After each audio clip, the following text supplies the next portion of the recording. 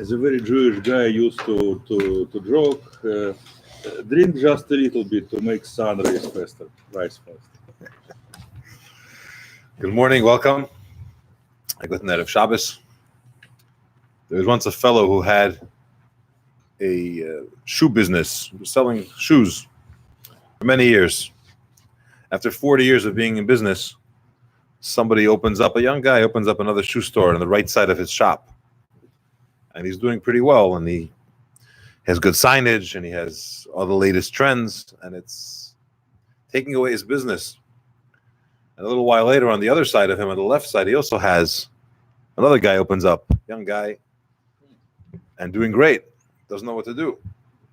So finally, he comes up with this idea. He puts up a large sign in front of his store. It says "Main Entrance."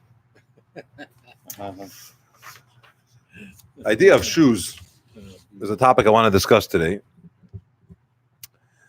because we learn about Moshe Rabbeinu's first interaction with the Eibishter, really, when there's nevuah, prophecy.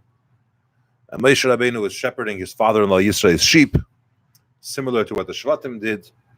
The difference between Yosef and the other Shvatim was that he was the only one, or the first one really, that lived in a place like Mitzrayim, in a metropolitan place, and dealing with people, and very involved in the world. And notwithstanding all the challenges that brings, he was able to not just remain strong and do what he's supposed to, but overcome tremendous temptation and raise a family, Menashe and Ephraim, to the extent that Yaakov Avinu said, they're like Reuven and Shimon to me, which is very different from the other Shvatim, because the other Shvatim, their base, for the most part, their service of Hashem was on the countryside. You're away from people, you're away from all of the influence and the difficulty that comes about when you're involved in those atmospheres and those environments. And they're able to daven, to learn. You spend a lot of hours with your sheep away from people. Moshe Rabbeinu did the same thing. He, as we know, had to run away from Mitzrayim because Paroi wanted to kill him. And he can't really go back. Plus, Yisrael made him take a shavua, he made him take an oath that he's not going to leave Midian without his permission. So he's parked there, and he's working for his father-in-law. He's being the shepherd of his sheep. And while he's there, he sees a burning bush, which is a strange concept. There's a fire that's burning, but the bush is not getting consumed. It's not getting burnt up. So he wants to check it out. He wants to find out what's the strange thing. I mean, is there oil? There's a gas. What's causing this to burn and not burn up? So he goes to the bush, and as he gets closer, he hears a voice. And the voice tells him to take his shoes off. Why should he take his shoes off? Because the earth, the land that you're standing on is holy. Okay? And you can't be with your shoes in this holy place. And after he takes off his shoes, then Hashem tells him, he gives him the mission. He appoints him to be the one to go to Mitzrayim. He's going to one that's going to speak to Paroi. He's going to take the Yidden out of Mitzrayim, and so on. But not before he took off his shoes. It's similar that Yeshua bin Nun, when he went to take the Yidden into Eretz Yisrael, they crossed over the Yarden, and now Yeshua was standing in front of the mighty walls of Yericho, and he saw something, an image, someone, and he asked, "Are you from us? Are you from our enemies?" And he told them, "Take off your shoes." And it was a malach of Hashem, and he started to speak to him, and he told him, but after he took off his shoes, that's when he had that interaction, and that's when the walls fell, and so on. So similar to Moshe Rabbeinu, who's told, take off your shoes, Yeshua ben Nun also was told to take off his shoes. And as a result of that, we have, in the Beis HaMikdash, the Kohanim went barefoot. It's a holy place. Take off your shoes. Right? Even in Shul, when Kohanim do Birchas Kohanim, they do it without their shoes. Right? They say someone once came to a Rav and asked him for a bracha for kids. So he said, it'll cost you 20 grand. He said, 20 grand? Kohanim give brachas, they don't charge anything. He said, yeah, why do you think they can't afford shoes? But it's clear that wearing shoes and holiness have some kind of contradiction there. And Moshe takes off his shoes, Yeshua takes off his shoes, the Kohanim take off their shoes, which is very strange to understand. Because but forefathers didn't. Right. Well, they had sandals, right? Or something. Okay. But the Gemara in Shabbos, Taf Kuf Chaf Tes Amud Beis, tells us, a person should sell the beams of his house, which basically means giving up his house. Make sure you have shoes, which is the importance of having shoes.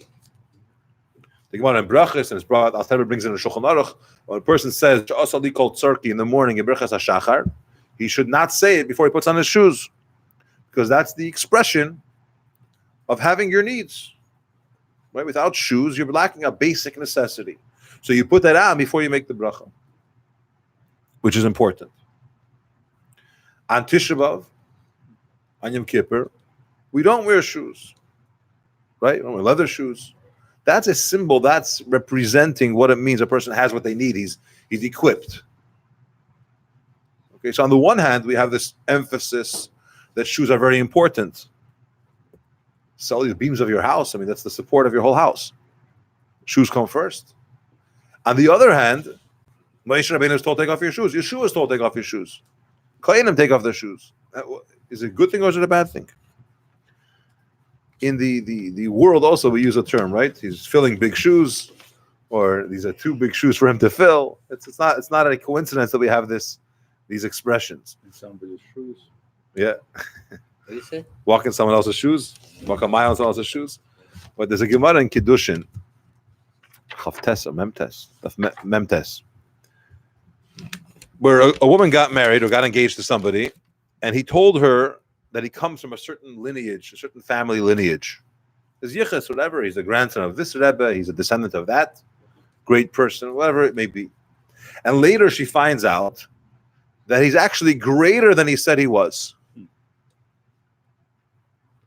And she has a complaint, and she could say, I want out. But what do you mean? He gave you, he's actually better than he said he was. He told you he's just a regular guy. It turns out that his grandfather is, I don't know, one of the Malachim. He comes from Shevet David, whatever the example was. And the reason why her complaint is valid is because she says, and the term the Gemara uses there, I don't want shoes that are bigger than my feet. It's also, in this instance, what she's saying is, this is bigger than me. I don't want to go there. It's not for me, even though it's better than her. But what term does the Gemara use to talk about her argument? It's shoes. These shoes are too big for my feet. So shoes, even in Gemara, not just in the world, they say shoes. The shoes are too big for you to fit, or you're walking. They're larger than you. The term in general is this concept. The Rebbe speaks about this in the Farbrengen, and the Rebbe says that life in general is a wonderful thing, right? You can accomplish a lot. You could reach many great levels. You could acquire a lot of great things. You could really develop and could be very successful. But you have to remember that there's a difference between you and the world that you live in. There is a world, and you want to connect with this world to maximize it, but you can't get lost in that world. You have to remain separate from that world. You have to recognize that you're here for a purpose, you're here for a mission, you're trying to make this world a better place, you're trying to impact it, to bring holiness to this world, really to prepare this garden for Mashiach's coming. And the way that we have that separation between the person and earth is through shoes. Shoes creates that separation between my foot and the ground. We're not one and the same. There is a difference. I'm not just here doing this thing. A person gets lost, absorbed in the opportunities of life, and forgets about the important things because he didn't have that separation between him and the world that he's in.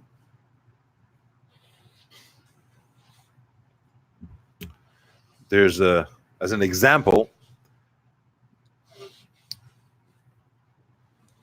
it's explained in Chassidus that one of the reasons why a symbol of a kosher animal, right, is having split hooves.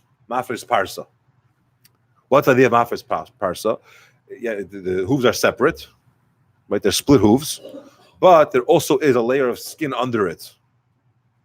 And the way that it's shaped, it doesn't actually touch the ground themselves, which is an indication or a remez of a similar idea, that kosher is when it's separate from the ground, when it's not totally attached to it, when there's a distinction. This is good, this is holy, this is important, that's mundane, that's physical, it's necessary, but it's not on the same level. The way to be able to survive, like Yosef HaTzadik did in a place like Mitzrayim, the way for us to really work in a world, and we have to work with this world, but at the same time stay a tefach higher, a little bit above this world, is to have a separation. You know, there's me and there's the world, and I'm using the world, and the world is benefiting from me, my accomplishments, what I'm supposed to be doing, but we're not one and the same. The problem is when you become one and the same, when you forget the priorities. They tell the story about the founder of Walmart, Sam Walton, who started as a very small retail shop in Arkansas. And the concept was you buy a lot, huge bulk, you get a better price on it, and you sell with a very small margin. You're able to keep the prices low. And it was able to work, and it was very successful. And he opened up another store. Today he has, I think, over 3,000 stores. Well, he passed away, but there's 3,000 stores, more than 3,000 stores just in America. A very successful business. They employ, I think, 500,000 people. In any case, he was 77 when he passed away. And before he died, he was surrounded by some of his close friends and so on. And he said, he barely was able to get the words out, but he said, I failed.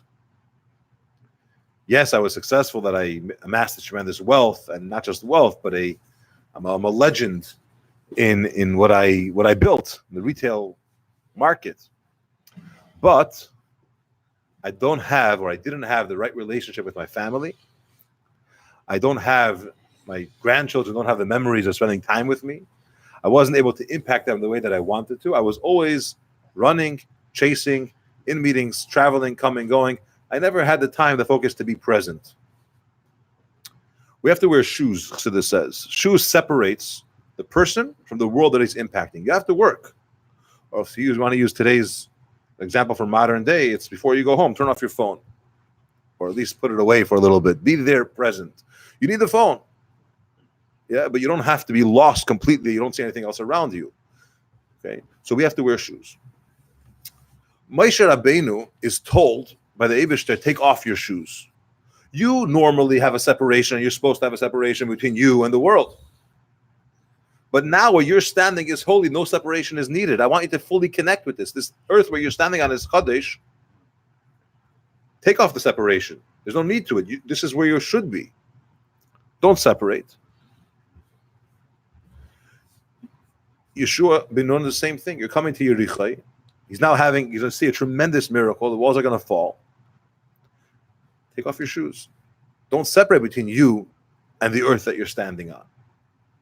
Again, the whole reason why we have to separate is that we shouldn't get lost or absorbed in the physical. But if the physical is Kadesh, if it's holy, then you want to be, you're connecting, you're one with it. There's a story about a great Yid from Russia, the Moshe Chaim Alperovich. We escaped Russia, came to Eretz Yisrael. He lived in Yerushalayim in the 1930s. He was a sheikhet. He had a shemayim and a very chassidish Yid. He was a sheikhet. One day, Erev Yom Kippur, he's standing, shechting the kaparas. People are coming to, and he sees the line is not ending. It's just going and going and going, and it's already late in the day, and he has to, it's Erev Yom Kippur. So he asked his son to go check what's going on with the other shechtim. Why no one else is shechting? I'm the only one. I mean, this line is huge. And he went to check, and he told him that no one's going to them because you're Yerushalayim, and everyone wants to go to your shechita, so no one's going to the other shechtim. I said, are you serious? He dropped the knife. It was the last time he shechted. And after Yom Kippur, he went and he started looking for a regular job. He said, I'm not taking away business from anyone else because I have this reputation that I'm better. And he got a job in a construction, okay, which was not at all, he was strong, but still, it wasn't his thing. And they say that once he was building something, some kind of, I don't know exactly what it was, and he was so absorbed in the bricks and putting it up and lost in thought, and, a man of learning. he forgot to leave a space for the door. He closed up the door with bricks, and he was stuck inside. And stuck. They got him out, but his boss saw how it's not him. He said, "I want to give you a job in the office. You can still work for me." And he said, "No. I want to work with my hands. When I use my mind too much, it takes away from my learning of Torah and so on." But this is a person, as an example, who separated the Kedusha component from the earth component. There's this separation. That's the shoes that the Gemara says, "I sell the beams of your house. Make sure you have shoes." Right? It's something which is extremely important to have. The Rambam, whose yahrzeit is today, the Nesher HaGadol, Chaf Teves, was someone who had also the separation, right? His occupation was, he obviously wrote the Rambam and many Svarim and tremendous impact. But he had, we learn his Svarim today. I don't have to tell you how great the Rambam is. But his occupation was, he worked. Okay? He was a physician, of the Sultan in Egypt, and which required a lot of work. And when you're the physician of the Sultan, people come from all over to ask you for medical advice. Sometimes if you're a doctor in a shul, people come over and they nudge you and they bother you a lot or a little. If you're the Sultan's physician, they really give you a hard time. And on top of that, he was able to find time and be fully focused in learning and in writing and so on. There's 2 times of the day. There's a time when you have your shoes on. You're there in the other world, but there's a separation. Then there's a time when you're fully immersed in the Kedusha. And your shoes, you don't need that separation anymore. Which, by the way, is a good time to strengthen learning of Rambam. Today is Chaf Teves and so on. But this is what it says in the Haftarah of Acharei Shel Pesach when it talks about Mashiach will come, that the river will be split, there will be a dry land, we'll go with our shoes. What's the idea of shoes? Why are you going with your shoes? It's a schar, a realization that now we're at a situation that we've accomplished, that we've impacted the world through the fact that we had our shoes, and now we're going to Mashiach's coming. Through the fact that we're always higher, different from the physical world around us. Good Shabbos and a wonderful day. So